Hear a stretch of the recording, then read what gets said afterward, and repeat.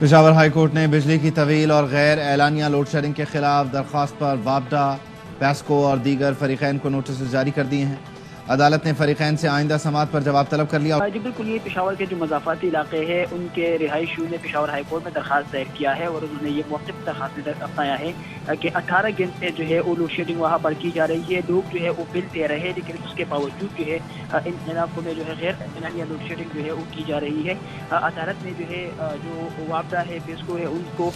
Notice جاری کر دیا ہے اور ان سے آئندہ سماعت پر جواب طلب کر دیا ہے۔ درخواست گزار وکیل نے عدالت کو یہ بتایا کہ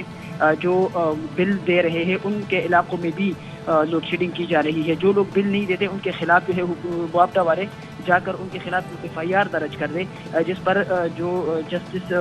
کامران حیات میاہل ہیں انہوں نے ریمارکس دیے کہ ہم جو ہے وابڈا سے جواب طلب کرتے ہیں کہ ان علاقوں میں کیوں لوڈ شیڈنگ کی جا رہی ہے۔ درخواست گزار وکیل نے یہ بھی ان کو بتایا کہ جن علاقوں میں لوگ بل دے رہے ہیں ان علاقوں کو الگ کیا جائے اور جو لوگ بل نہیں دیتے ان کے خلاف FIR پہ درج کر دیں، جس پر عدالت نے فریقین کو نوٹس جاری کرتے ہوئے بہت شکریہ عثمان علی۔